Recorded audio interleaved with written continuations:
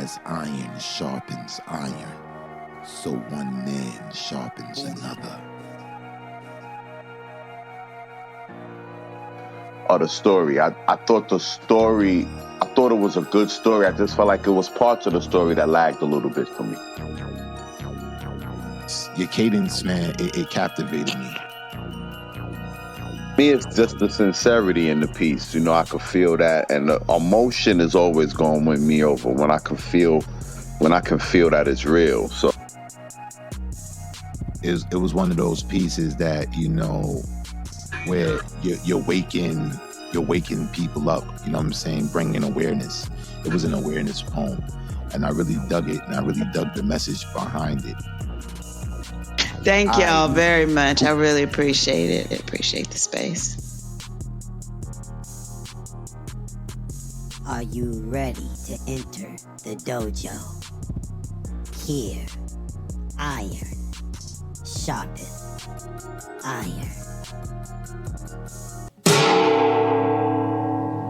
Previously on the Grand Griot competition, the top 5 scribes sought to do battle in the right as one of the judges challenge, in which the poets were instructed to choose one of 3 poems to use as inspiration and as a launch pad to create an entire different piece, yet holding the sentiment of the original. The choices that were made available were Churched, performed by Eric Moore; Niggards, performed by Tony Award winner Georgia Mee Harper; or Habibullah, performed by the Grand Griot, Brother Habib. The competition was intense, in which resulted in an epic night of spoken word. Miju, representing Team Black, was awarded immunity from elimination due to the incentive he won from the famous duo challenge. Though he could not be eliminated, he did receive some strong admonishment from 2 of the judges for his reenactment of Church. Oh wow,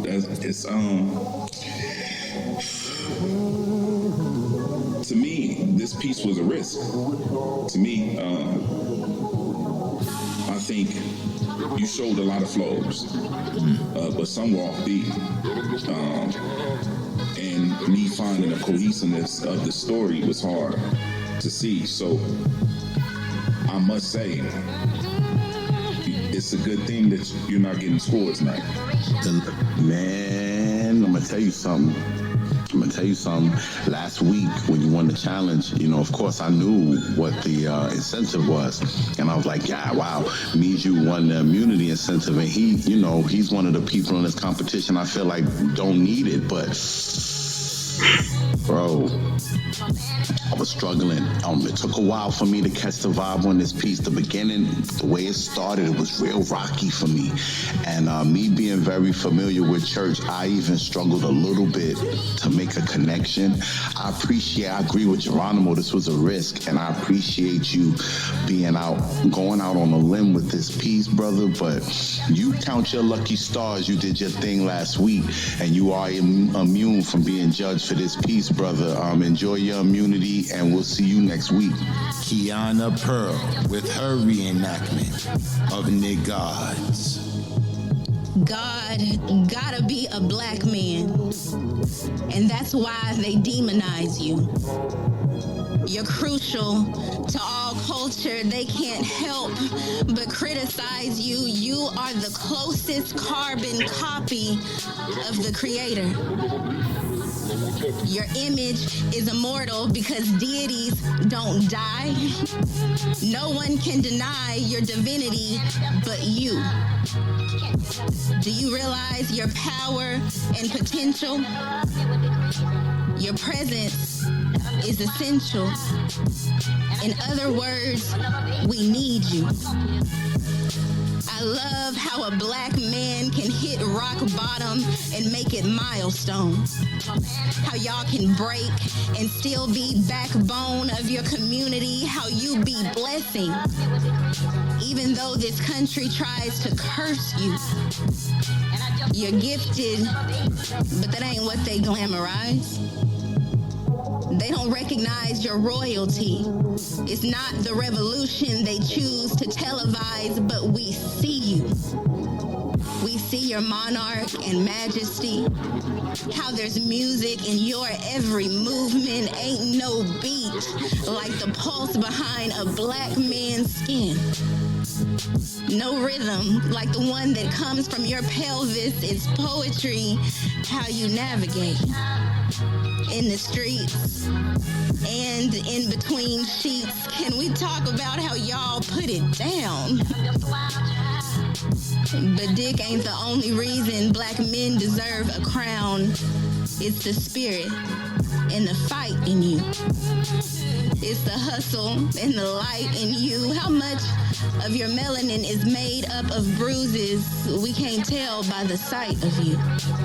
From the swag in your step, our culture rests in your collarbones. Your hormones are holistic. You're audacious and artistic. Your talents are terroristic. So of course they see you as a threat. The outline of God is in your silhouette. So they enslaved you. Because all along you were the real master. How are black men not born to rule? Aren't your feet bronze and hair like wool? You find Jesus in your reflection. You embody the Most High since you were knee-high. There's a biblical connection that can't be any clearer. Every black man meets God when they look in the mirror.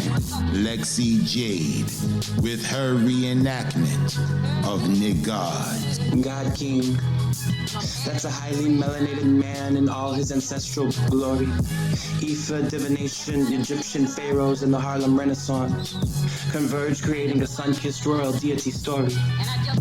Because it's infinite, the power of black man's confidence can create, simultaneously consecrating and both being fetishized for proudly existing, while his black pride existence generates hate. Such abhorrence in the obsessive objectified sexualization, both are strange, poisonous fruit, reaped from seed sown and sourced from the insecure fragility of the egotistical oppressor. Society would have you believe that the magnificently melanated man is animalistic, only good for the hunt, only appreciated to satisfy the worst case of jungle fever. With a phallus so freaking huge that it can only be explained per a freak of nature animal fusion stereotypes of the angry BBC. DTF, while FTD, degradation is tangible fear, while fetishization will turn dehumanizing. Both breed cold-heartedness. And yet, despite being forced into the most restricted man box to exist, despite societal expectations limiting the God King who is already enough, to expressing only two modes of operation, anger and sex, he rises above to persist. Against all odds, with the weight of the world on his shoulders, when it would be convenient to set the world back down, the black man resists, even with the knowledge that every day in American trenches has been designed as an uphill battle. The God King straps on his armor, and day after exhausting day, the black God King chooses to enlist because nobody can do it for him. He really just needs reciprocation. He needs for those who he supports to support him, for those he adores to adore him. That's why I lay myself at his feet and offering before him, because yes, I'm here for that BBC, that brave brother courage, that bold brother consistency, beautiful brother creativity, boisterous brother culture, breathtaking brother compassion, boss brother charisma, that blessed brother conscience. I might be a cracker, but got no need to attack ya. No, I ain't salty, just season me where I lack her. I see you, worthy God King. I see your sacrifice, I see your success. Even though your pain is recognized as excruciating, Your fearlessness is witnessed as unwavering. While your tiredness is identified as exhausting, your stamina is counted as tenacious. Despite knowing that your burden is differentiated as excessive, your legacy is recorded as legendary. So release the energy, the inner God King, the inner gangster, the inner glow for all to see and align with vibrations, activate chakras, meditate to manifest, find the perfect frequency to release the energy with inner growth, like laser-like focus on longevity. Level up consciousness, transcend dimensions, look inside to solve the rest, be one with nature and ground daily and rise up in your ascension like the Kundalini. Generation after generation, royal deity, melanated genetics with crowns of glory formed through hair interlocking. With the strength of mind and surety of remaining true to self, finding power in knowing that he has arrived. He is the God King. Candy Baby, with her reenactment of Niggods. This piece is called Hood Gods. HOODGODS. Hood gods don't gotta be hard to prove their masculinity. They just exude confidence, power, resilience. Ghetto celebrities. I love their swag, hustle, the energy they put in chasing a bag. Keep motivation for these verses while I chase cream. Not to be mistaken for a street rat, the man of my dreams. And hood guys ain't snatching purses, scamming, scheming on a crack-ass government. To those who don't understand the culture but televise the worst parts like little vultures. Hood guys are the pillars of their communities, especially when they're courageous enough to change their narrative. Take penitentiary chances to feed their families in the battle to break generational curses for their seeds. I'll be lucky one day if he let me ride. Beat a Bonnie to his Clyde. I'm a sucker for a thug with an accent like Plies. If that tongue action right, I'm not too concerned with his sides. But sex isn't the way he takes my heart. He don't just have street knowledge, he book smart. Can run a trap house, a company fresh from Fortune 500 shit. The way he run the hood, he could run this nation. If only he realized the power he holds inside. Survival is the epitome of every hoodlum. Let the church say amen. More than a fan, just like them arms, I'm a hoodlum buff. Whether he working in a factory, crossover professor, or in them streets still stuck, I know he be a diamond in the rough. Riding down the Shawbox Chevy, sitting on chrome, clean with the gangster lean, looking so supreme, dropping them hydraulic Sundays, drama free. Freedom from the invisible bars that surrounds his goal. Freedom from the ceilings that don't see him as invincible. Freedom from the tears he wasn't allowed to cry. Good God. Look at that smile. Bright enough to blind the sun.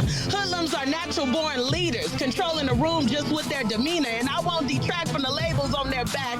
The media stereotypes attract. Pistol-toting, drug-slinging, knife-throwing, finger-twisting monsters of society. But they just products of their environment with lack of resources. Some sticking to the street code. Gotta get this money. It may be dangerous. Gotta feed my family. So if there's no opportunity, I'm taking it. They not all fools, just a few, the ones that pay dues, shit you don't see on the news. And I ain't here to preach, just to teach. Till my hood guys throwing up C's blue rag to the left, old school Kate Swiss with the fat blue laces. Crip walking fast, talking too cool for school. My B-dogs from the wood to them big babies. Send a bitch hit a lick, make sure your pocket's thick. My hood guys upstate behind them walls, still fighting the case, learning from their immature mistakes, praying to see the other side of daylight one day. If no one ever took the time to tell you the power of God you exude, they don't want you to see the God in you, so stop the bullshit. And although this epidemic follows several races, my concentration is the blacks it attacks. Them pussy-ass crackers want you to loot because you're stronger together than anything you've been through, including gangbanging's invisible news. The power and unity of you just called the truth can be any white man's army, but it starts with you, hood gods. An epic night of spoken word indeed. But tonight, On Iron Sharpeth Iron, the saga continues. The top 4 poets will do battle in the Retell a Story Challenge. These scribes will choose a story from either the Bible, the Quran, folklore, or fairy tales, in which they would modernize the story, the language of the story, however, keeping the value of the story the same. Let the stories begin. Your judges for this evening: Poetic Black, Written in Pain, Eric Moore, the Bar Goddess, Queen Bee, and last year's Grand Champion, the Grand Griot himself, Brother Habib. And your host for this evening, the lovely China Blue. Shit like that, shit like that, shit like that, shit like that. Shit like that, y'all. Shit like that. What it do, what it do. It's Saturday night. Y'all know what it is. We all here for one reason and one reason only, and that's to find out who will be our Grand Griot 2024. Who gonna take the title from Brother Habib? Who's gonna be up there at the top?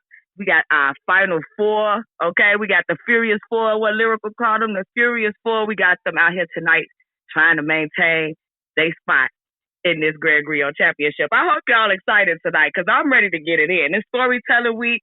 These are one of the popular weeks when they get good. When it's to the last 4 people, the last 3 people, that's when it gets tight. We start biting our nails. We sad that some of our faves who we thought was going to be at the top are gone. Shout out to everybody that was in it. Team Black. Hold on a second, China. Okay. Hold on a second. Hold on. Black. Yeah. Take that request. It's a request to join the house from me. I need you to take it ASAP. All right, let me go to it right now. Shout out to our judges. Eric Moore in the building. Make sure y'all go to withoutwarningradio.com. Listen, that is all day radio. Whatever you're looking for, go over there. You can find it. R&B, comedy, spoken word, hip hop, whatever you need. It's right over there. Some good mixes over there. If you got at work on lunch break, you sitting around cooking, cleaning, whatever you doing, you can pop one of those mixes on and enjoy. All right, I think we got them. All right. All right, I'm good. My bad, man. I'm having some problems. I'm good. You know, it's Saturday night. It happens. It happens. It's happening. All right, y'all. We're about to get it started. Iron Sharpeth Iron, annual Grand Griot competition. We are here to find out who's going to be our champion this season. Let's start. It's Storytelling Week. When y'all ready, let's pull the first person up. Y'all ready? Let me get it. Okay. Yes, we're ready. I thought High you was about. five or something, I thought you was about to say who's coming up. I don't know. I keep getting paused, and I don't know. Nah, we ready. Let's go. My job. Let's go. All right. Who's the first one up? First up, representing Team Black, we got Miju.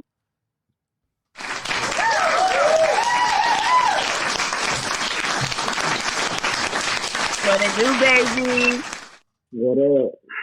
It's Saturday night, baby. What you doing? You ready? You ready to kill it? You ready to make it to the finale? Yeah, I'm ready. All right. Where you coming from? Where you starting your storytelling from? All right, so the story that I chose is from the Bible, it's from Adam and Eve, and the story itself is called Wings of Eden.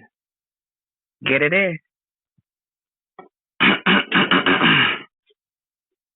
All right. Good evening, you two. My name is Dr. Rafa Emmanuel Jones. I'll be your marriage counselor from here on.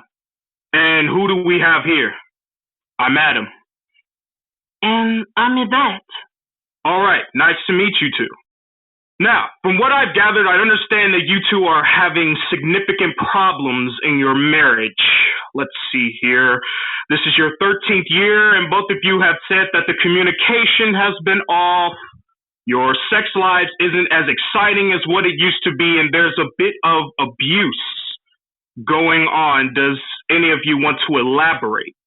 Yeah, I will. All right, Adam. Seems my husband doesn't know about ladies first. How typical, Yvette. chill. We both know you ain't got nothing to say. Anything that comes out of your mouth deserves to be flushed down the toilet anyway. Excuse me? Here we go again. Yvette, you don't want to listen. Why? Do you hear that? This is exactly why we're in this predicament. He doesn't listen. Yvette, be quiet. We are here because of your belligerence. We've been struggling for years because of you. Belligerence? What are you talking about? I'm talking about you and me. In the beginning, it was just you and me at Madison Square Garden. I remember how you looked well guarded while guarding your heart with that fake it till you make it attitude. I thought it was rude, but I chose to give you a chance because I ain't spineless, and you knew that too. And you liked it. Even though I came from the dust, God has formed me into the man you wanted today. This is who I am, Yvette. And I knew God formed you to be the neck of my head, but lately I've been feeling headless with you, and I've been feeling separated from God because of you. Adam, honey, what are you talking about? You know exactly what I'm talking about. Don't play dumb. That day was the day everything began to fall apart. More like how you're falling apart right now. All right, enough. One at a time, please. Yvette, let Adam tell the story. Go ahead, Adam.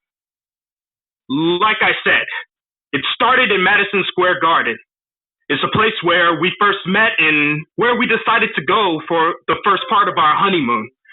We went to see a Knicks game since it's our favorite team. I remember us being excited because after that, we were going to a resort in Florida that was rented out for us. But during the game, Yvette had accidentally dropped her phone into somebody else's cup filled with Pepsi. It wasn't turning on or showing any signs of life, and she was distraught about it. So I told her that we can get a new phone after the game. Because luckily for her, I work for an Apple IT company. And because of that, I'm able to get half off on certain iPhone purchases. So we get to the Apple store, and I let Yvette know that she can pick out any model that is not the current year model. And that was because the current year models were not covered in my benefits. So she picked up a model that was solid and within the plan. We both agreed and headed toward the counter. While I was checking out for her, I looked back and she's staring at this brand new model that came out a week ago while talking to other employees.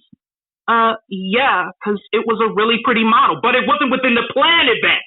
It wasn't. I absolutely forbade it. You always get what you want. I just brought you a brand new Genesis, but it was our honeymoon. What does that have to do with anything, Yvette? What? Like, you're supposed to have authority over our finances. Remember, the things that we buy? That was the plan? Like, why couldn't you buy me the latest iPhone? I know you're not broke. Are you serious right now? Yeah, all right. Yvette, please let Adam finish the story. Go ahead, Adam. So when I finished checking out, I noticed she was still talking to one of the employees of the place and they gave her something. So she ran back to me with this huge grin on her face. We got to the car and she pulls out two phone models that haven't been released yet. I looked at her and said, "What in the absolute hell did you just do? And what is in your hands?" She rolled her eyes and said, "I got what I wanted.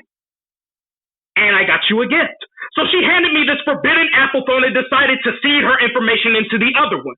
Okay. Seriously, like, can I say something? Like, please, can I just say something? Go ahead, Eve.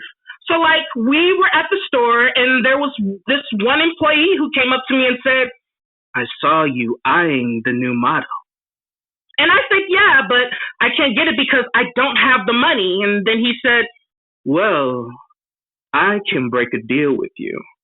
These new models are technically illegal, but if you activate them with this code, then you won't get tracked." It's a safe haven. And I nodded my head and accepted it. Like, I wanted a new freaking model. Eve, did you not realize that it would put our life in jeopardy? Like, our financial means being ruined along with our reputation. Now we're out here naked, open and viewed for the public to see and judge. Well, I didn't know, but I knew the models looked amazing and had all these features that I needed to do my Instagram lives, and I just took them. I got you one too, and you activated yours as well, Adam. So, like, you didn't completely down the idea that you knew that you wanted one too. Like, don't play with me. Eve! Yeah, get mad. So, like, after that, when we went out to this restaurant called The Fig and ate some fried fruit, it was actually a really nice time. Like, we laughed and there was candles and stuff, and it really fit the criteria for a honeymoon, in my opinion. It was just feeling romantic. It just felt so alive. When we went back to the hotel and crashed until the next morning, I felt great.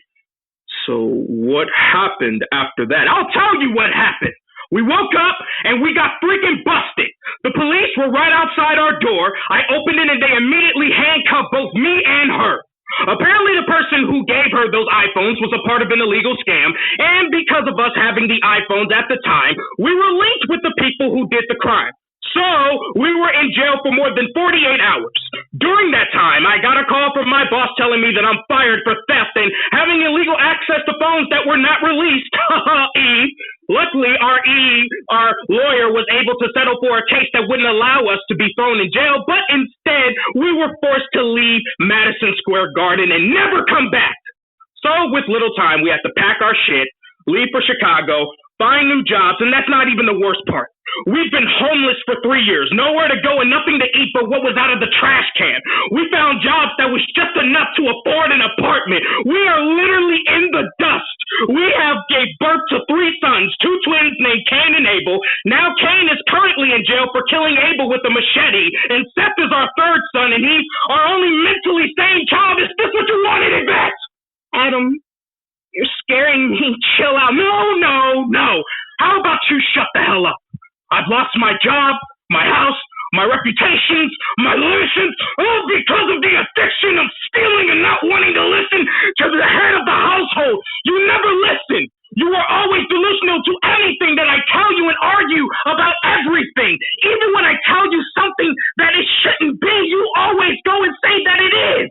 I thought you were the bones of my bones, the flesh of my flesh, Eve. I thought you was the ribcage to my heart, but all you are is a gun pointed at my temple. That's why I feel headless with you. I swear I just want to... You don't know what I want to do to you right now. You know what, Adam?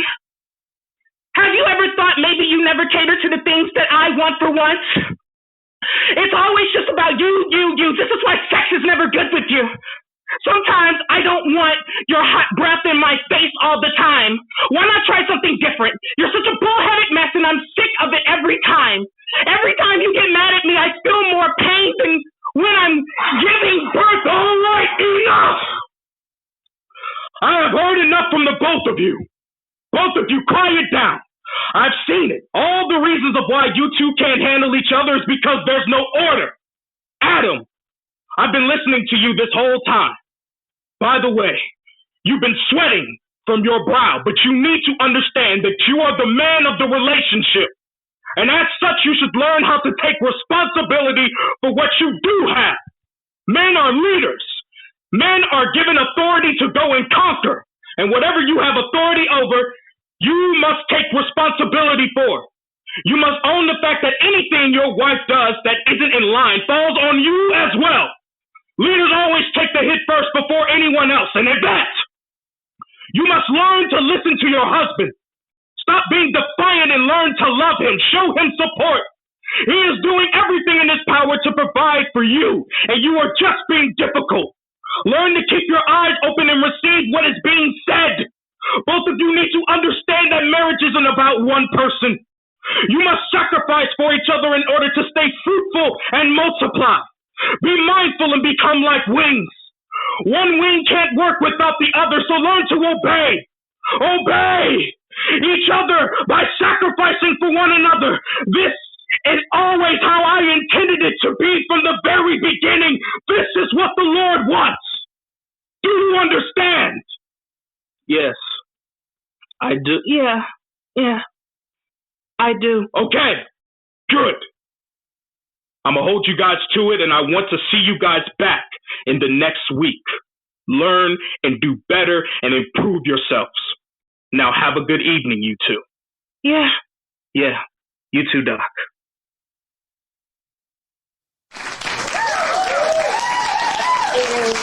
Angel, came through with that. I'm telling you, you came through with that interpretation on a biblical story. I enjoyed that.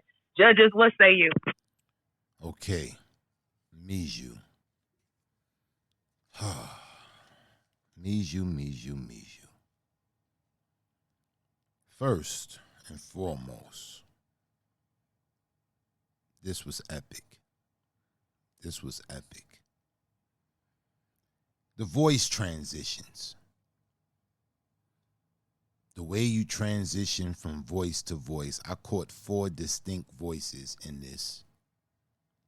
Each of them having characterization of their own. And they were clean. Very clean. The Apple scheme. The parallel between the Apple store, the apple of the Garden of Eden, the Madison Square Garden. Great job of modernizing this story. Language and times. The Genesis parallel. I bought you a new Genesis. I thought that was very clever and slick. And the overall control of the voices. It was at one point where it seemed like the transition was so quick. It was like you had 2 sides of your mouth you was talking on. Like you was finishing one statement and starting another. And it was a distinction there. And I thought that was just amazing. You wowed me, Miju. You did. And there's only one score I can give you to be fit what I thought you just did. Miju, I'm giving you a 10.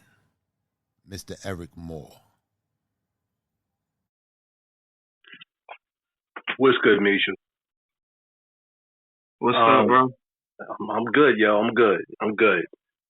Yo, I'm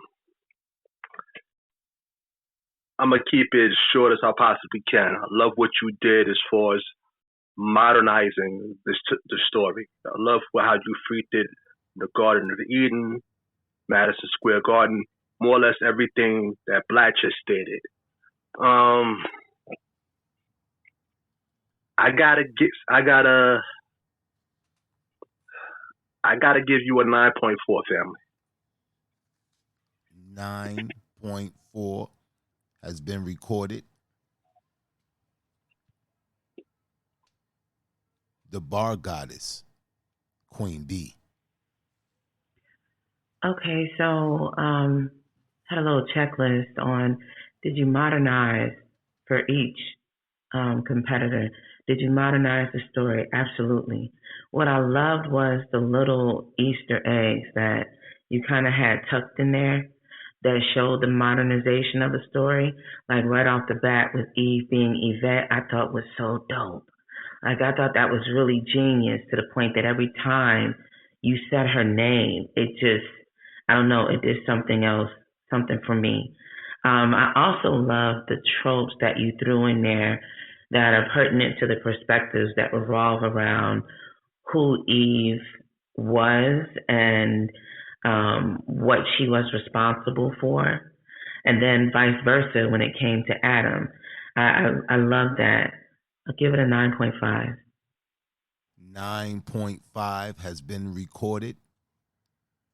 Mr. Written in Pain.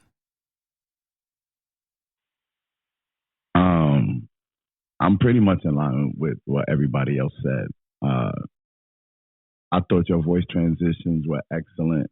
I thought you did a good job of making a distinction between all of the characters.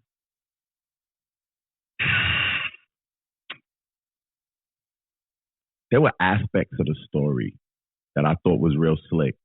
I agree with Queen B about the Yvette name and the Madison Square Garden, and even the Apple phone thought was slick.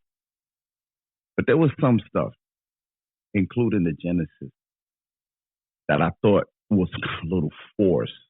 Like you was kind of overexerting the fact that you were modernizing the Adam and Eve story, but I just felt like some of that stuff was a little cheesy for me.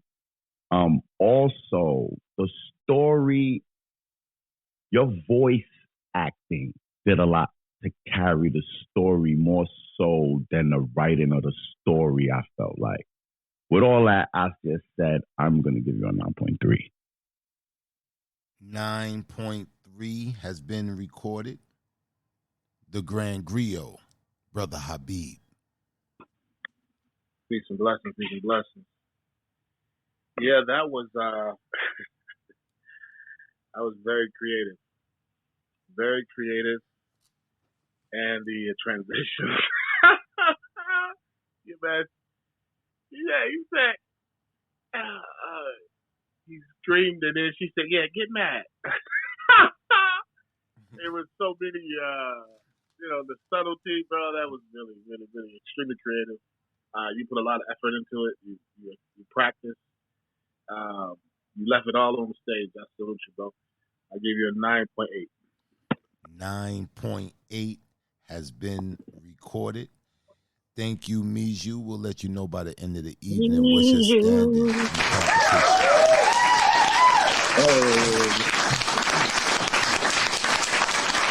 I enjoyed that storytelling, Miju. I really, really did. All right, y'all. When y'all ready to keep it moving, we can keep it moving tonight. Saturday night, y'all. Y'all know what we here for. Let's keep it going. We got our, what you call them? Our Furious Four. Yeah, that's what Lyrical called them. The Furious Four. We got them up tonight. Miju was the first representing Team Black.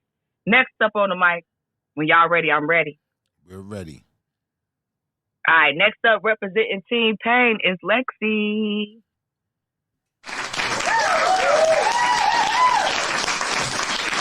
Lexi, boy. Team Pain be ready. When I call their name, they just invite themselves up. I don't got to go looking, searching, none of that. They be ready to go. Hey, boo, hey. Hey, love. How y'all doing? I'm good. You ready to make it to the finale? You ready to make it to the end? Oh, absolutely. I do want to make sure that you can hear me okay because I keep getting red bars. Okay, well, make sure you're in a good spot. Black, also, the chat is saying that it's hard to hear you. It's hard to hear me? Yeah, that's what they were saying in the chat. Maybe it's better now. Let me know. I can turn my mic up a little bit if that's the case. Maybe just a little. Lexi, were you in a safe place? Let me know. Can y'all hear me okay now? Yeah, you sound good. Stay right there. Don't move. All right. So the story that I'm retelling today is The Emperor's New Clothes. And whenever y'all are ready, I'm ready to go. Repeat that one more time for me, Lexi. The story that I'm retelling is The Emperor's New Clothes. Oh, the Emperor's New Clothes. All right. All right. The mic is yours, boo. Get it in. Miss Kensington sat at her grandiose desk in her office at the Museum of Concepts, listening to two artists, one of whom was named Mo and the other New, pitch their idea of what they claimed would be the must-see conceptual exhibit of the decade. You see, man, Miss Kensington, what we bring to you today is a substance unlike any other. The world has never seen anything like this, and some of them never will. The two artists exchanged a sly look as Miss Kensington leaned in closer to catch every word. Our grandfather stumbled upon this material by sincere mistake. He was attempting to create a substance that once was thus would forever be stuck, but what he created is much, much more incredible. New pulled out a box and slid it across the desk to Miss Kensington. Though it wasn't bigger than a candy dish, the pearly sheen that coated the box gave off the impression of importance. Inside the box, you'll find this material. But before you look, we must mention this mystical substance can only be seen by those with the artistic eye of irrefutable taste. Kensington glanced at each other, took a breath, and opened the box. After a beat of silence, New asked the head curator, "So, what do you think?" Still staring into the box, Miss Kensington replied, "I need an 8-foot sculpture. You pick the subject matter, pay per product, delivery on time. You have 1 month. Well, 8 feet is a lot of work for such a time frame. We might be looking more at 1 month. 1 month, Miss Kensington interjected. Then she closed the box and stood to show the artist out. The following 4 weeks were full of heartburn and the weight of worry pulling Kensington's permanent Botox smile south. She was known as the voice on all things aesthetic, but when she looked in the box, all she saw was, well, nothing. She had fear that she might be called out as a fraud when somebody realized her opinion was what informed her style. So when the artist showed her a material that could prove that she had no style at all, she decided to pretend to see what she didn't. This night, when they unveil the sculpture, she will have to do so again, only this time for all the world, or risk the end of her career. All exhibit events had been live streamed only ever since the pandemic, and this was playing to Kensington's advantage. She could always, for instance, unplug the museum modem and blame IT should anybody suggest that she could not see the thing that only would be visible to those inside. Although she was aware that in some ways she had built her entire career on fraudulent skills, she had never felt more like a fraud than she did at this very moment, standing on opposite sides of the curtain, covered sculpture from the artist. Kensington stared at the cameraman in front of them as he signaled that he was ready to capture everything live. 3, 2, welcome to an exciting unveiling event tonight. I have with me the artist who has brought the most wonderful of materials, only visible to those with an undeniable eye for style. Usually I would interview the artist prior to unveiling, but the excitement is so unparalleled. If there's no complaints, I'd love to go ahead and give these gifts to the world immediately. Without hesitation, Kensington reached for the far end of the curtain and yanked it forcefully away, exposing what she hoped was a glorious statue with pristine details reminiscent of the Taj Mahal. Oh my God, Miss Kensington started, before being cut off by one of the artists. Now keep in mind, we were only given 1 month, not to mention we did have to restart after noon off our crucible over, so forgive us if it doesn't quite forgive you. I can only be thanking you. What's in addition, this will be to our Galleria. Let's head to the live stream to see what the public is saying. Miss Kensington practically skipped towards the live stream camera.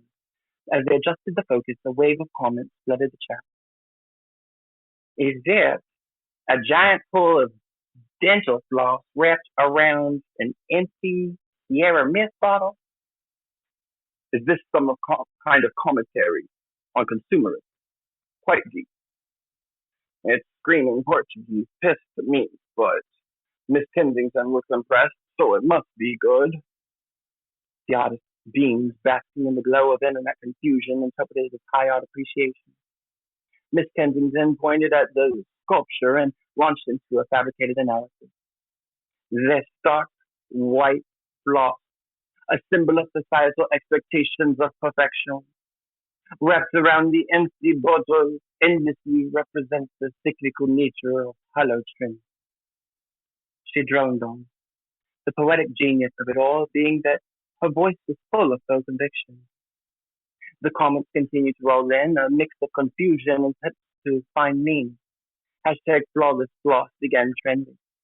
And the days to come, influencers flocked to the Museum of Concepts to take selfies in front of an empty background they claimed was filled with the most incredible development for the world of art this century. It was not until Sarah Beth, a struggling artist surviving on a diet of ramen noodles and existential dread, came to the exhibit that things changed.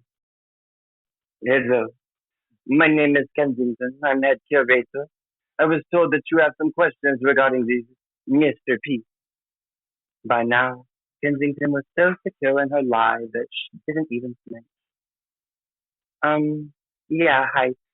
I was wondering, you said the floss represents expectations of perfection, and the Sierra Mist is all about cyclical trends? Cyclical trends, yes. Right. But I don't see that. Oh, well, what might you suggest that they represent? No, I mean, I don't see the floss or soda bottles or, for that matter, a statue at all. Kensington paused and smiled dropped. I'm curious if you have any statement that you'd like to provide that I can add to my blog post before I upload. Maybe something that accounts for the cheap, hollow feeling of nothingness that exudes even more from the crowd of people surrounding this non-existent sculpture than from the empty exhibit itself. Kensington's jaw dropped and joined her haughty smile where they were already waiting on the floor. You, Zarabeth, the nobody, think that I have no style, huh? I laugh at you, huh? I invented style. I am the sense of taste. They call me the taste bud. On second thought, let me just reuse a quote of yours from last season or put that you didn't have any comments at all. Thank you so much.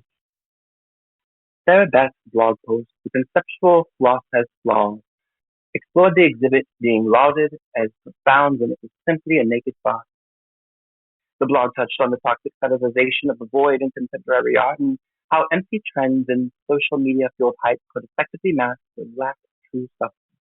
Her core thesis was that society will attach and impose meaning to anything, and in this case to nothing, in order to not be seen as less than and labeled an outsider. The internet erupted the next day as Sarah Beth's blog post had gone viral and became the pen that burst the bubble of the hashtag flawless blog. Memes replaced selfies, the internet turning on a dime to mock the sculpture and Miss Kensington's famed analysis.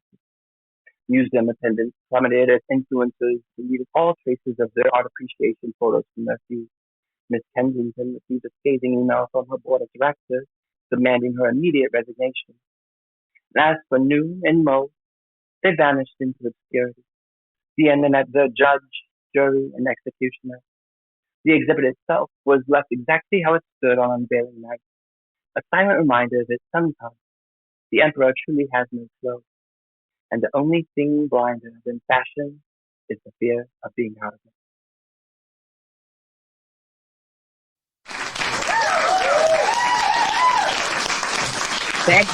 Lexi coming through with that one based off the Emperor's clothes. Poetic Black judges, what say you? Okay, can you guys hear me better now, or am I still low? Now, to me, you sound good, but let's check the chat. Chat, can y'all hear him? What's good?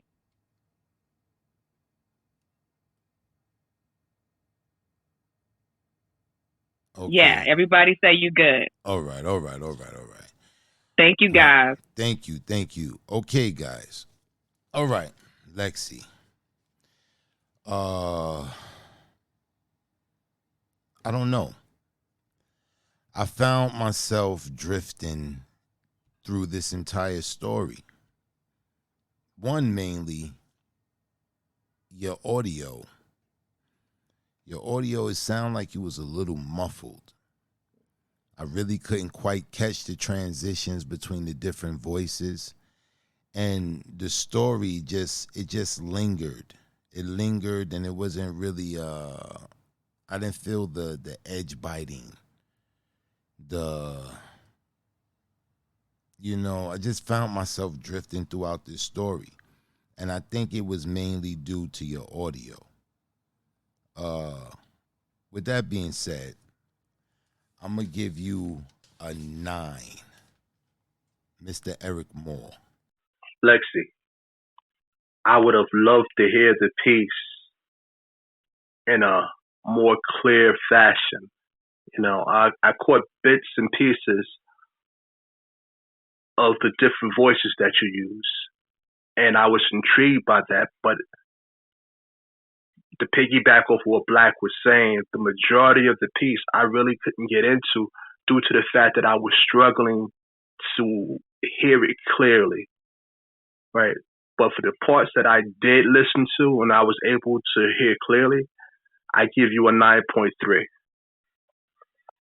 9.3 has been recorded. The Bar Goddess, Queen B. So, Lexi, you definitely modernized the story. And I definitely caught the moral of the story was definitely intact. The sound quality plus the accent or accents made it very difficult to stay focused because there was a struggle to hear, but then I also felt like the piece could have definitely used some editing. It definitely felt lengthy, and I really thought over whether it was the struggle to hear that added into me concluding that way, but it wasn't. It definitely could have used some editing. With that being said, I'm going to give it a 9. A 9 has been recorded. Mr. Written in Pain. So it was difficult to hear. But I really focused and I really rode the wave of hearing you. And you did a good job of modernizing. The dental floss on the Sierra Mist model, I thought that was very, very. I agree with Queen B about the editing. This was meaty. A lot of. But the thing is, this is written to read. The way you wrote it is not in the fashion of it being, this is something that I feel like you get the fullness thereof, especially the nuances of your writing. Feel like this was something for the page. And I think trying to transition it to spoken word or just trying to make that transition to it being an audio read, it was difficult. You had some fumbles in there, and this was a rough. I'm going to give you a 9. A 9 has been recorded. The Grand Griot, Brother Habib. Peace and blessings. Yeah, this was, first of all, you had a lot of layers with the accent. That was really cool. And initially, I was like, okay, I like this. And then the deeper we got into it, I kind of felt myself like getting lost a little bit. It was, I don't want to say complicated, not necessarily complicated, but more so a lot. It was a lot. And it did catch me, like at some points, trying to catch up or trying to, connect dots, connect things together. It was definitely creative, and you did a very good job with the accents and transitioning. But the story itself, I kind of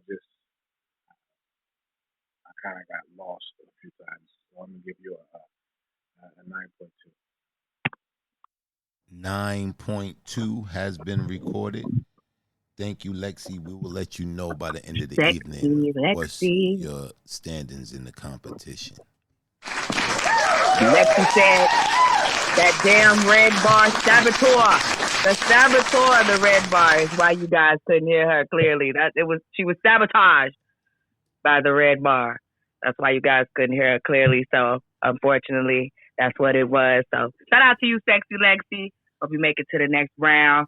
Listen, we all here for the same reason. And what's that? To find out who's going to be our champion. Besides the $500, of course, they get the title. They get the title along with Brother Habib and take it from him. That belt, the champion belt, custom made, y'all, by the way. It's custom made. It's very legit. All right? So that's what y'all battling it out for at this finale. Listen, shout out to Queen B, another one of our judges. Make sure you follow her. Follow the IB Planet movement.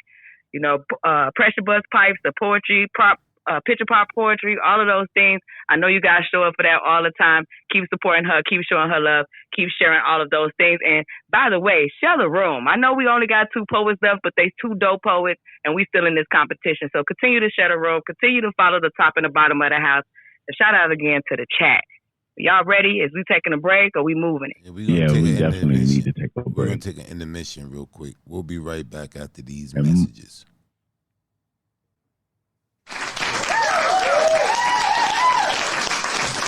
Hey, fuck with your soul like ether, iron sharpens iron, Grand Griot competition. We appreciate y'all being here. Black, you got any announcements? No, not right now. We don't have no announcements. We ready for them final 2 contestants. Let's get it. All right, he ready for those final 2. Listen, we are listening to the Furious 4. Fight it out to see who will make it to the last finale episode. Who will be going up against Brother Habib? That's some old other stuff. Okay, who will be taking the belt from him? Who's going to do it? All right, we appreciate y'all being here. Again, share the room. We got 2 more poets left. It's not over yet. Shout out to Poppy that just joined the room. Listen, yes, you missed a little bit of the show, but you came right on time to get the rest. But you can check the replays as long as you follow the house. You can get the replays from this show over on Spotify. Make sure that you go over there and do that. The link is at the top. And Black, if you get a chance, can you put the link up for the voting for the National Spoken Word Awards? Y'all make sure that y'all voting. Some of your favorite poets are nominated, but right now we're talking about Iron Sharpeth Iron, Poetic Black, and Written in Pain. They are nominated for the best radio, TV, and online show. Make sure y'all go down to number 17. They are voted. They're nominated twice, but I believe Written in Pain said he wants y'all to pick one. Which one was it? Don't worry about that other nomination, because don't confuse people, okay? Just vote Iron Sharpeth Iron. Don't worry about that other stuff. It don't matter. Whichever one you vote Iron Sharpeth Iron. But if he's you saying it don't matter. He's saying it don't matter, okay? Because I know why he's saying it don't matter, but it matters to me, okay? Iron Sharpeth Iron, okay? Thank you very much. Whatever we get, we're going to share it. It don't matter. Let's go. Listen, he keeps saying that because all the awards going to go in his crib anyway. So at least let one of them have my name on it, okay? Okay. So if y'all don't understand that dynamic, you can see why they had Team Black and Team Pain. But this competition, right now we got Team Black back up and representing is Kiana. Kiana Pearl, come see me, boo. Hey, queen.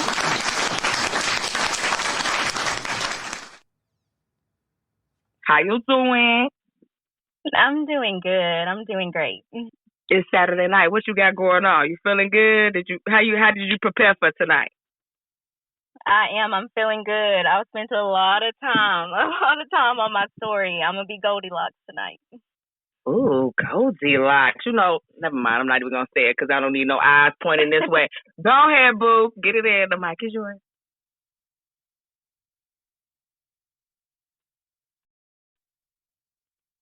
There once was a little girl with gold dreadlocks and bantu knots. Her granny called her Goldie. And every morning she played in the garden. Goldie was graceful and gifted in more ways than one. She loved to have fun amongst the flowers. She'd tell stories to their blooms and swear they spoke back. A black child who didn't lack creativity. Her favorite activity was reading to the rosewood. And even though her imagination ran faster than her legs could, she'd chase every character she created. And then one day, while she was lost in her own world of words, over the trill of the birds, she heard a voice. It traveled through the trees and past the garden gates, boasting and booming with bravado. And Goldie couldn't help but to follow. So she wandered into the forest, walked towards the sound as his performance drew her in, and suddenly she came upon a sage. Is that a bear with a microphone?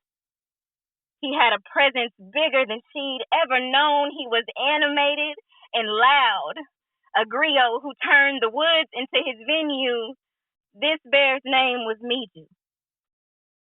Goldie stopped in her tracks as he put on a show. The trees were the theater and he was the theatrics, but Goldie decided he was a little too dramatic. But then, after just a few minutes, she learned so much from his conviction. She needed more volume and voltage in her voice so that her stories grabbed more attention. She placed her newfound wisdom in her waistband and walked further into the forest. Quietly snuck away before he noticed she was there until she heard another bear reciting in the distance. This time the voice was softer and sweet, but nothing was discreet about her delivery. She was vulgar and bold and fearless. She spoke in a way that was sultry and sexy. The second bear's name was Lexi. She was so reckless and so unafraid, she made Goldie think, this bear's stories are a little too hot. So she ran away before she was caught, admiring how Lexi was audacious. Goldie knew if she really wanted to draw a crowd, then she had to be more courageous, more tenacity under her tongue. So she made note in her mind and decided to find the path to get home. So she skipped, and just as she was almost there was one more stage and one more bear. The way the voice drifted past the bushes and leaves made Goldie's footsteps instantly freeze. It was the intense storytelling of a lady. The last bear's name was Candy Baby. She was eager and inspiring and made Goldie's eyes grow wide. She made every word she spoke come alive, and again, Goldie listened and she learned. She quickly put pieces of Candy's passion in her pocket before she returned. Her adventure was coming to an end, but her storytelling had just begun. She thought about the bears she learned from and how their strengths could make her better. She didn't steal their shine. Instead, she respected their talent and their show. She combined all the best parts of them and went back to the garden as the grandest Griot.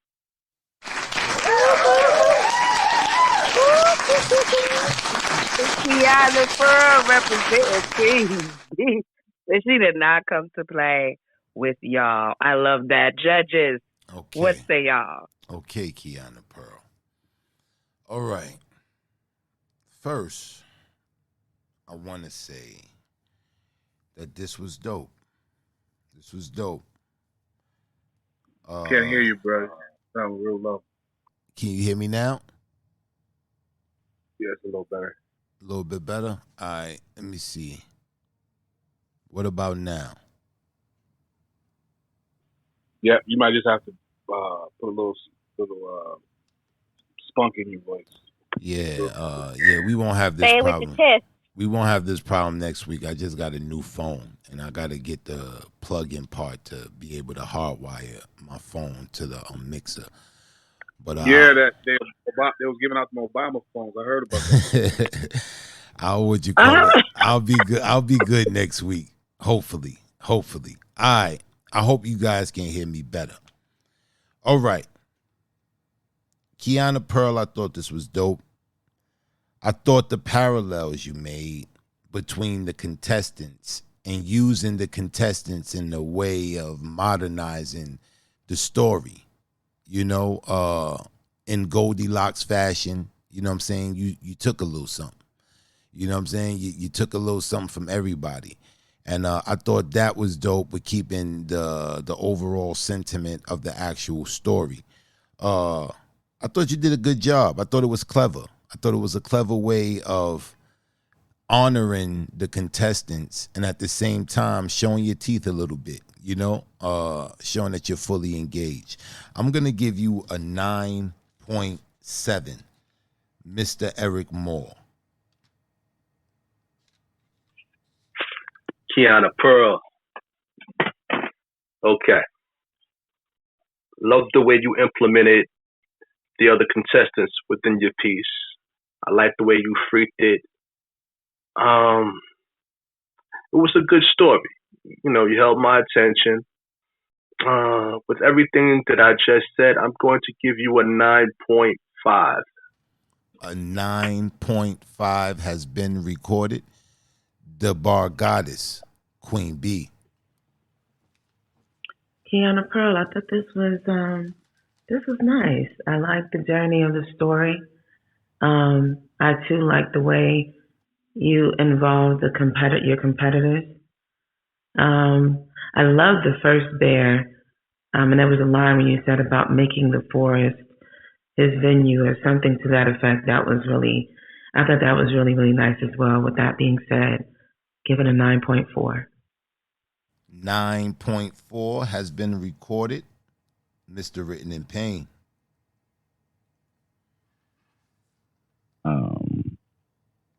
This was cute. I thought your delivery of it was pristine. It felt very fairy tale-ish, and I thought that was dope. I would have liked to see you do a little more. In terms of taking the Three Little Bears story and modernizing it, I felt I would have liked to see you do a little more with the story. I thought it was cool what you did, but I would have liked to see you do a little more. With this crunch time of the Grand Griot, and I feel like you walked through this, like you kind of. This was like the easy way. What you did, it was cute. It was cool. I'm gonna give you a 9.3.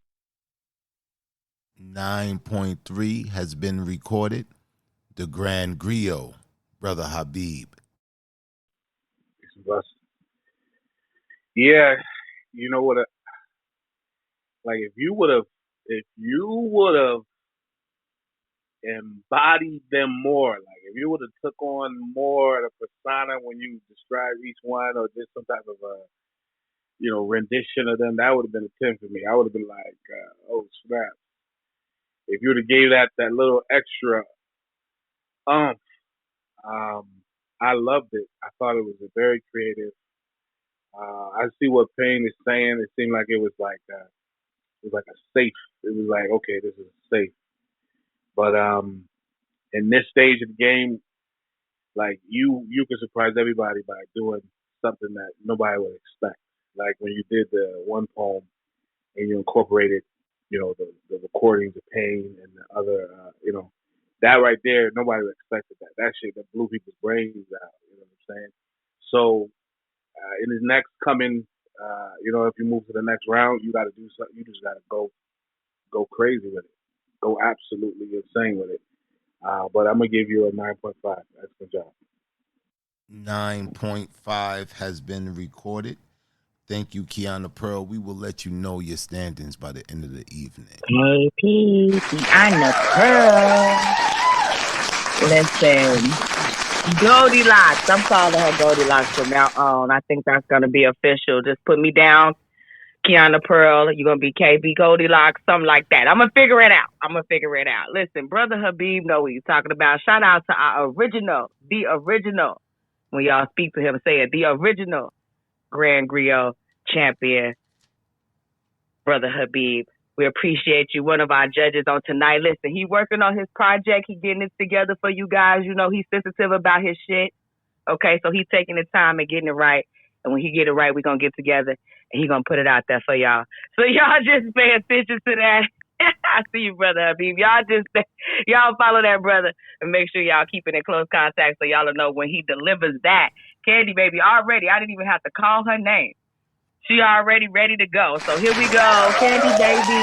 Hey, baby. Hey, is my sound clear? Yeah, you Is sound my sound clear? Yeah, you sound good. You sound good. You ready to come through? I think so. I might be in the poor connection. Can y'all hear me? Yeah, I can hear you. I think I'm getting red bars. Everybody's good. Okay. I think I'm ready. All right, Candy Baby. I'm excited to hear what you got to do. You closing us out. You representing Team Pain. I can't wait to hear what you got going on. Okay, the story I'm doing is David and Goliath, and this is called Davina and Goliath. Beyond the real world, through phone lines and airwaves, was a Litarian woman, the daughter of Justina, named Davina, who loved to read and write. She wrote poetry, novels, short stories, and read any piece of literature she could get her fingertips on. She worked for the Library of Black Sisters as a protector of her mother's books. On the other side of the virtual world was a giant of a man named Goliath, battler of the eardrummers. He was their hero whose voice boomed through boomboxes. He was the gigantic voice that bursted the ears of several thousands on airwaves. The eardrummers holding the Litarians captive with Goliath's boisterous voice, capturing humongous audiences. His tricks tricked the algorithm with his larger-than-life vocal frame. He challenged Litarians to battle and said if a Litarian could beat him and kill his lyricism, his people would have to bow to the Litarian's crown. The Litarians feared his loudness, and no one came forward as they seen others slayed at the giant's audio brutality. He challenged Litarians on every social media platform, but no one stepped up to defeat the larger-than-life voiceover monster. The Litarians sought out a hero to save them from the verbal oppression of Goliath and the eardrummers, but couldn't seem to find anyone. As Davina was in her studies, her mother, Justina, asked her to share an announcement on Blog Talk to express the Litarians' oppression, seeking a challenge to go against Goliath. As Davina listened in and heard the monstrous voice, "Where is your champion? Is there not anyone who could challenge me? You Litarians shall suffer for an eternity. Your black sisters have forsaken you." As Davina heard the voice on Blog Talk, she decided to accept his challenge. She heard the disrespect to the black sisters and would not stand for it. The cowards in the crowd thought the act was ridiculous, attempted to get her to cower, told her the mission would be a game of Russian roulette. They yelled, "Davina! You don't understand, he's armored in entendres, covered in metaphors, and his words are swords." Davina boldly replied, "Sleep on me if you want. You're not as clever as your third eye has portrayed. I'm covered in the power of the Black Sisters, and I have been diligent to my studies. I will succeed. But you never battled before. Let us help prep you." The people tried to get her to practice vocal sound effects, content that they saw fit to elicit compassion from the listeners, and right before battle, the king of the Litarians handed her a microphone to call in, but none of it fit. "Listen, I have slayed plenty of lions and bears to protect the sanctity of literature before, so the likes of this giant I do not fear." She called into battle. Goliath picked up on the first ring. "Hello? Hello?" He heard the feminine voice. "A once-a-month bleeding pussy thinks she can defeat me?" Davina sat in silence for a moment before she replied with a simple, "Well, pussy got power if you haven't heard. I will crush you. This isn't a challenge for me. Litarians, give me a real battle where I can defeat." Well, I think I can. I have an idea. I have a challenge for you. Give it to me so I can crush you at your own game. Okay, calm down. How about I beat you, you beat me, and we see who beat who the best?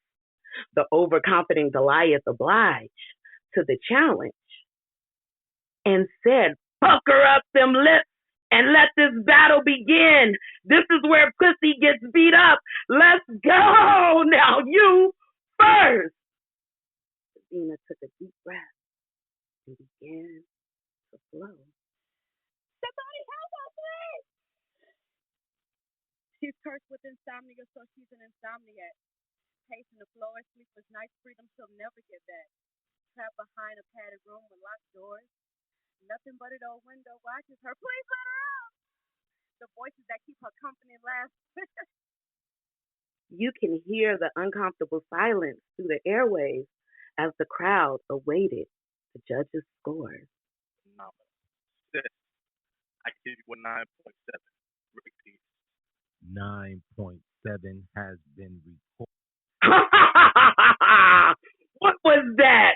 Are you ready to be annihilated? Mute up! My pen pendulum swinging head toss. Ain't no spades in this club. I'm the ace breaking diamond hearts and royally fleshing them into nothing. The eardrummers cheered for their leader. Silence! I want to hear the judge's opinion. Said I'm giving you a 9.1. Good job. 9.1. No one could believe it. Everyone was astonished that Davina slaughtered the monster. And finally, peace was still.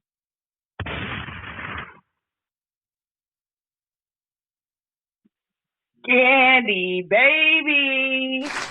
Wow.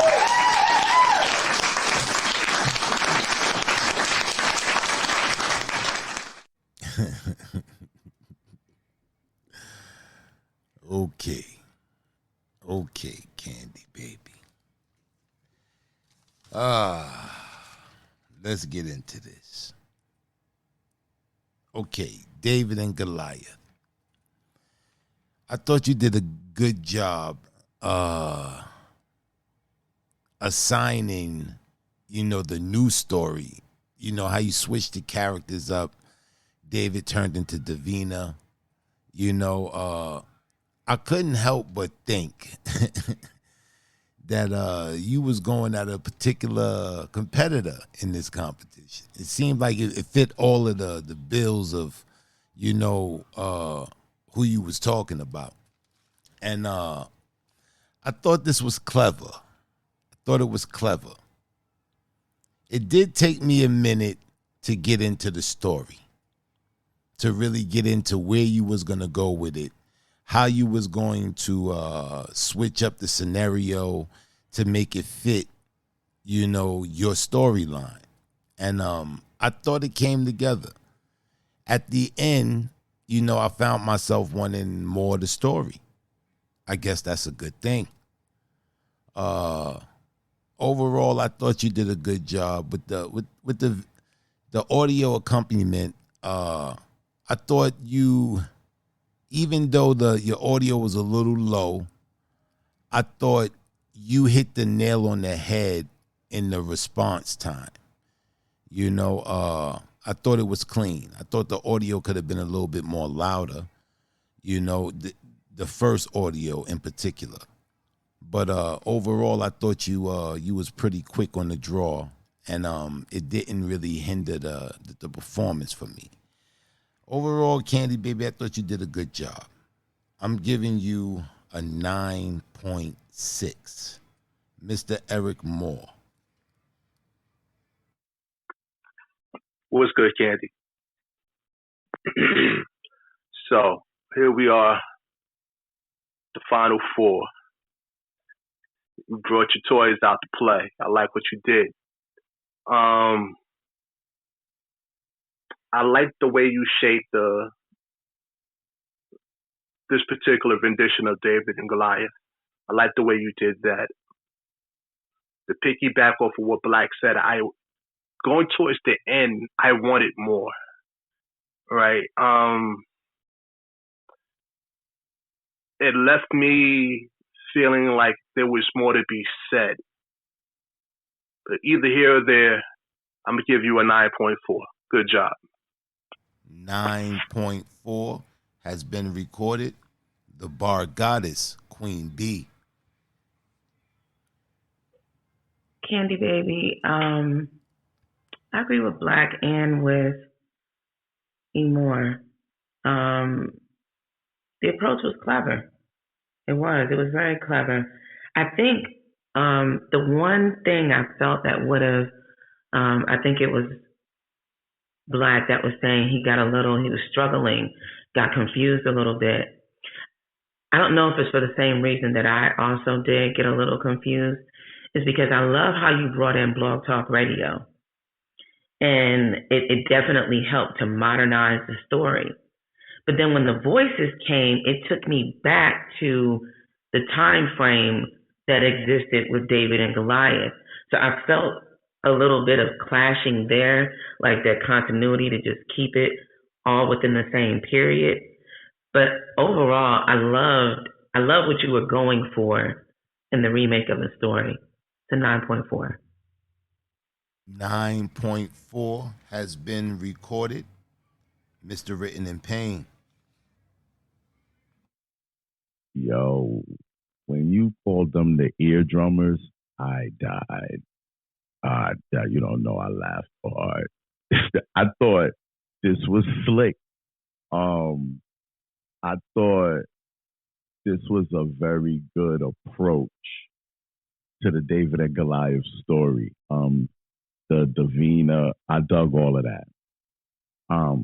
However, I agree with Queen B on the fact that there was a clashing in between the modernization of it and some of the language and some of the ways you went about the dialogue in the piece. It did kind of turn into this gray area for me. And I even kind of like paused a little bit like, and I really thought it was just me. I said, maybe I'm being a little anal. So it was interesting that she cited that. Also, I gotta say, I too feel like the ending was a little abrupt. I felt like you left a lot on the table that you could have played with because you had us. We was in the spell. You were doing a good job of telling the story. I thought your timing with the sound effects was good.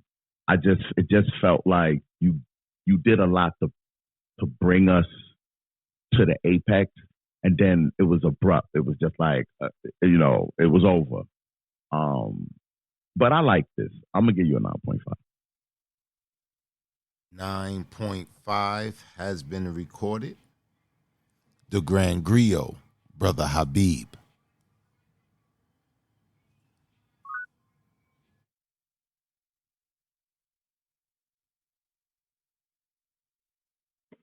Peace and blessings. I think I don't know what happened now. I was holding my tablet. I think I might have bounced down or something. But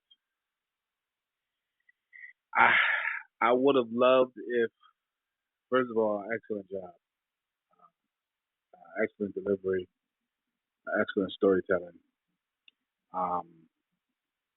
I would have loved if the battle part was more of the feature, opposed to the leading up to it, the story that leads up to. It would have been doper if we had that whole battle back and forth. You know what I'm saying? Like, the epic story of David and Goliath is actually, most people know the battlefield concept. Everybody knows the story, and that would have been dope. But you did an excellent job. I like the way you were able to transition from, a gentle to play the role that you were of Davina, and to switch to David, to go back and forth, those different contrasts. It was excellent. I really enjoyed it, and everybody was saying the same thing. Like I wanted to see the bat. I wanted it really like that. That should have been the staple. But I salute to you, Queen. I'm gonna give you a 9.5. 9.5 has been recorded. Thank you, Candy Baby. We'll let you know by the end of the evening what's your standings in the competition. Candy Baby.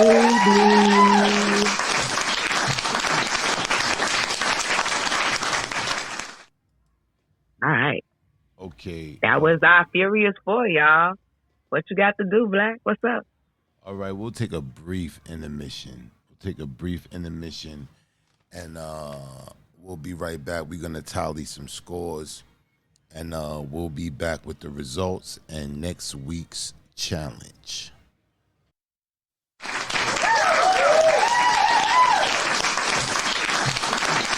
Everybody was singing that music, though. Everybody was vibing right there. Everybody was vibing right there. DJ Black. You in the vibe, you in the vibe. All right. Let's get back to this griot. Okay.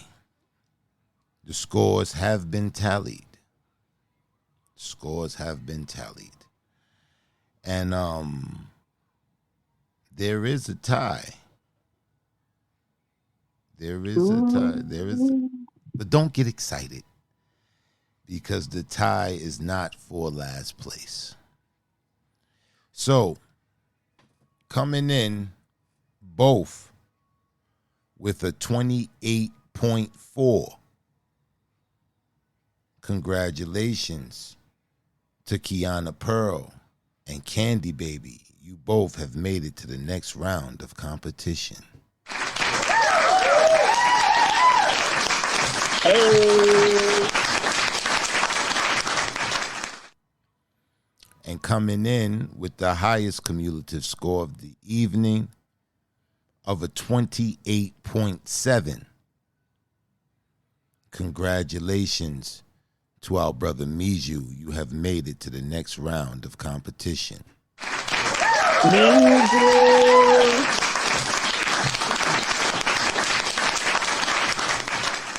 And unfortunately, with a cumulative score of a 27.2, very narrow margin, Lexi will not be going to the next round of competition. But Lexi, you have done a phenomenal job in this competition.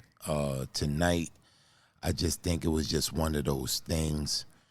But you shouldn't feel no type of way about what you have achieved. The amount of artistry that you have just, bestowed in this competition has been phenomenal. You should feel very proud of yourself. And next week on Breathing Through Paper, we're going to celebrate you. And, for your contribution, what you put into this. And you did your thing, Queen. So we're going to celebrate you next week on Breathing Through Paper. Everybody come through, show love to Lexi Jade. She won't be going to the next round of competition. However, she has been inducted into a fraternity of scribes, the Iron Scribes. Indeed. And, it's going to be a blast we're going to have, man. We're going to really celebrate Lexi. And, come over and show her love. For the top 3 contestants, I hope you guys have woosawed. I hope you've exhaled. It's about to be on. But it's about to be on. It's about to go down. Black trying to ease y'all in. Nah, it's about to be on. Next week, it really goes down. It really goes down. It is. It will go down. Tell the people what's going down next week. Or you want to let the griot say it? Yo, this all I'm going to say, all right? It's the top 3. After this round, it's the finals. This is it. This is big time right now. This is it. It ain't going to be no bullshit allowed. We're not playing. It's a wrap. It's definitely Let the griot sage. Let the griot sage speak their fate, bro. Okay. Here we go. In the words of the griot sage.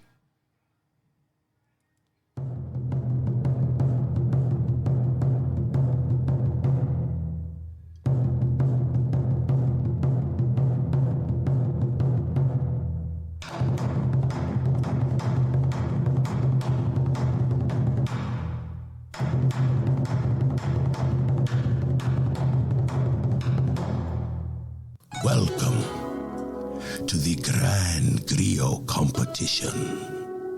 This week, your challenge is simple and simplistic. You must defeat the Grand Griot himself in a head-to-head slam. The Grand Griot will perform his piece, and it will be scored. You must do your best to match the Grand Griot's score or surpass it. Do this, and you are one step closer to proclaiming that title for yourself. Failure to do this, and you are not worthy to shine one stone on the title we call Grand Griot. Good luck. The Griot has spoken. The Griot sage has spoken. Let me be clear. Let's go. Next week, you will be given 3 minutes and 30 seconds to write a poem. You should have a 3 minute and 30 second poem. No, not live on the spot. Let me reiterate. Let me bring it back. Brother Habib is gonna spit a poem that's 3 minutes and 30 seconds. The judges are gonna judge Habib's poem. We're gonna have Geronimo Tat the Griot sit in for the Grand Griot. We're gonna judge we're gonna judge Habib's score. And you're going to come up with your 3 minute and 30 second piece. If you they score high, they battling Habib. They battling the Grand Griot. It's the only way. It's the only way to the title. If you outscore the Grand Griot, if your poem scores higher than the Grand Griot, you are automatically in the finals.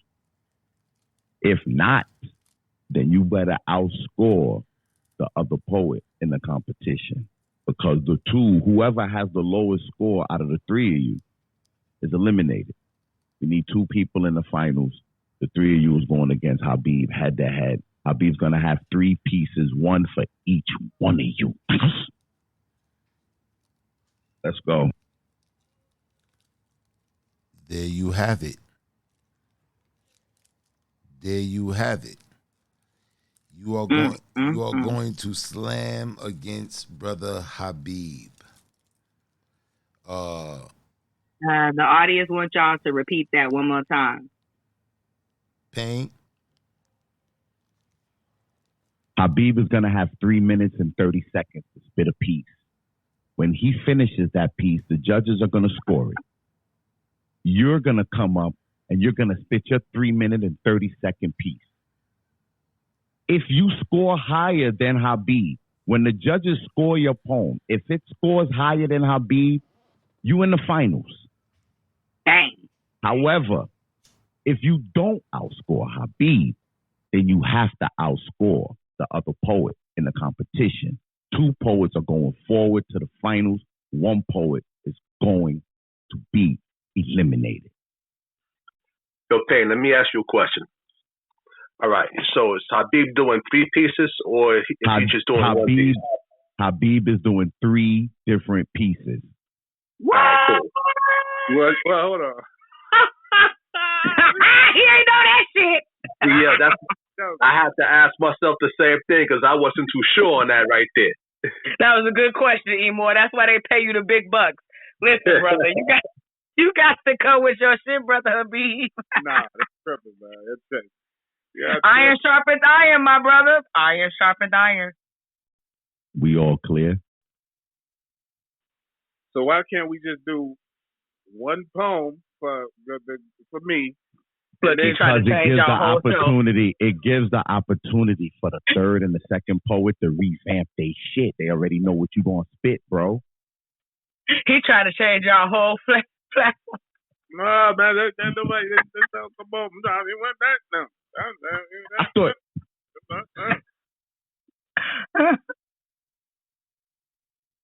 Habib, if I'm in this competition and I'm 3rd, and you spit that same piece twice, bro, I'm gonna write some shit.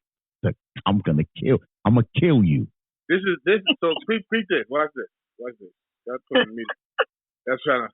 I'm so busy, man. Listen, if in a normal slam, everybody does 1 poem, and then at the end of the poem that everybody does, whoever gets the higher score, that's how the score. That's how it works. Y'all switching it up crazy right now. You're gonna have me. You're gonna change our whole format, Black and Bay. to Grand Griot Habib. Listen, bro, if you need some ghostwriters, you got my number. Ooh, he Habibing on the Habib. You Habibing on the Habib. What's happening, bro? You ain't give me an email, no text, no nothing. This is like, Yo, I thought your boy. I ain't know you ain't. Yo, listen, bro, I thought your on, boy man. ran this by you, man. I thought your boy ran it by Nah, because that was new to me too. I was like, okay, we stepping it up for the Grand Griot. Let's go.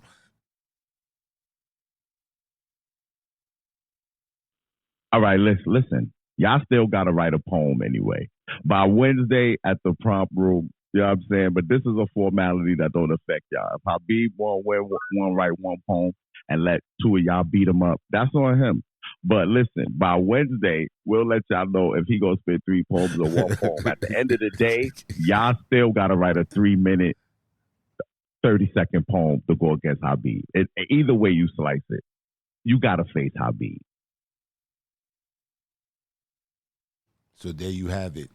That's the challenge. The challenge is to. Do we have it? I don't know if we have it. Do we have it? Are we there? Like Payne said on Wednesday when we have the prompt discussion room.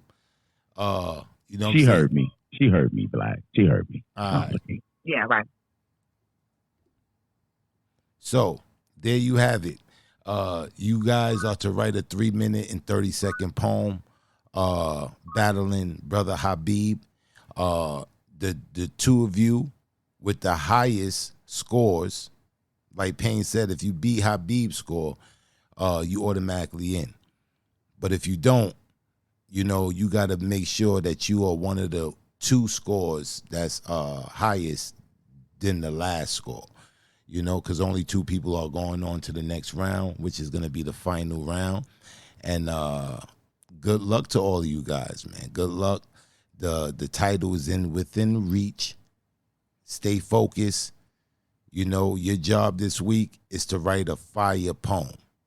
A fire poem going at Habib. Slamming against Habib.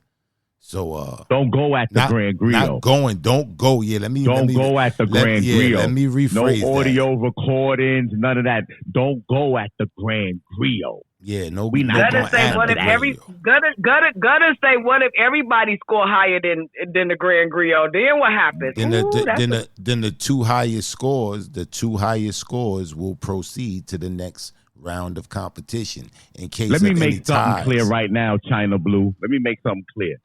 All 3 of them is not beating the Grand Griot in no slam. Get out of here. I didn't say it. I was just repeating what the chat said, Payne. I know. No, I know you didn't say it. I'm just relaying the message. All 3 of the competitors wish they would beat the Grand Griot. So, Payne, let me interject. I have to ask you this. Don't you want all 3 competitors to give their best? Absolutely. So if that's being said, if you want all 3 competitors to give their best and write their best piece, and this is a competition, and this is the final 3, it doesn't matter, with all due respect to my brother Habib, it don't matter if they go at him or not. We say go at him. With all due respect, brother Habib, with all due respect. It's about who writes the hottest piece, right? You know what? Habib's ass ain't made of glass. Ain't nobody sensitive here. Nobody named Ralph on this panel. Listen, let me say this. This year's competition has been way nicer than last year's competition. So I think it's a lot of love being shown throughout this competition. So I'm ready for something to pop off. So come after him. No. A lot of people think their last name is Trezvan on this panel. Ain't nobody last name is Trezvan. All right. And you know what then? Let me rephrase. Your job is to take Habib out. Do what you gotta do. There it is. Do what you gotta do. I know Brother Habib is gonna do what he has to do.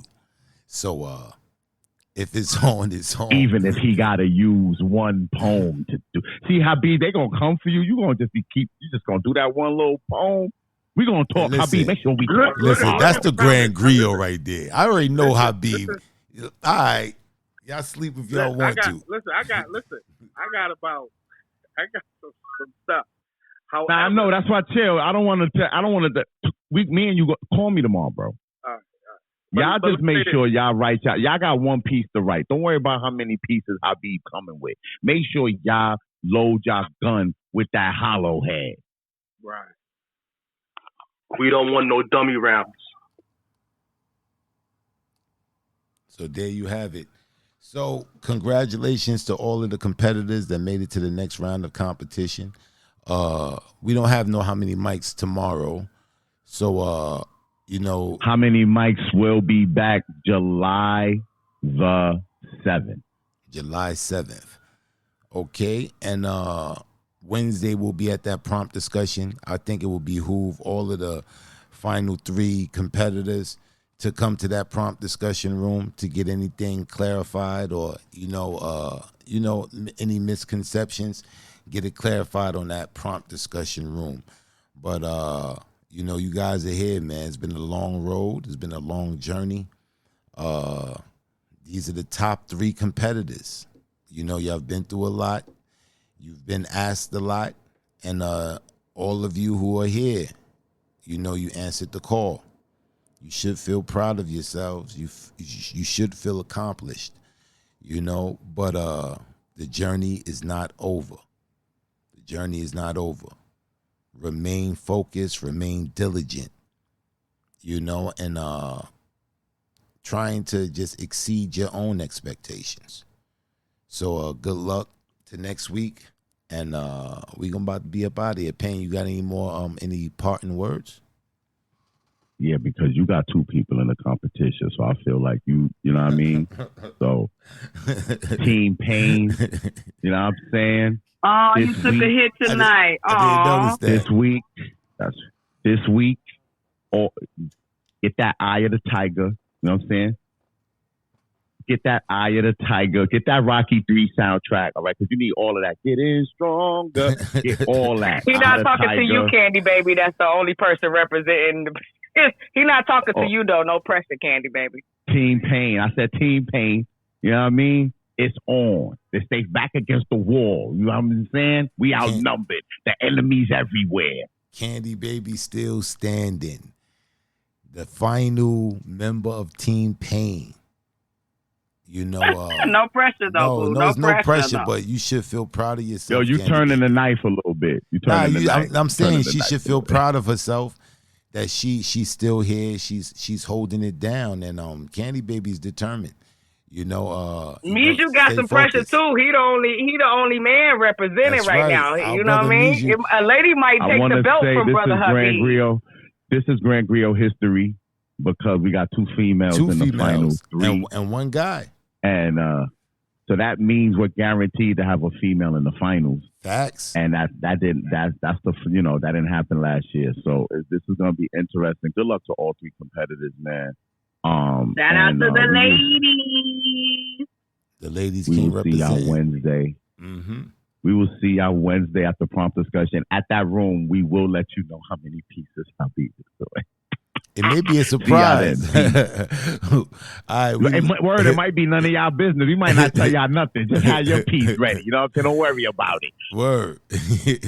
But yeah, we love you guys, man. Good night.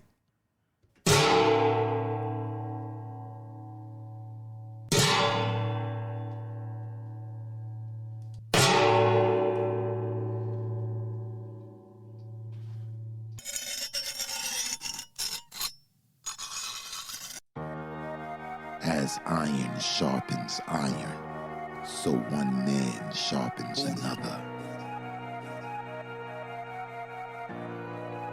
The story. I thought it was a good story. I just felt like it was parts of the story that lagged a little bit for me. Your cadence, man, it captivated me. Me, it's just the sincerity in the piece. I could feel that, and the emotion is always going to win me over when I can feel that it's real. So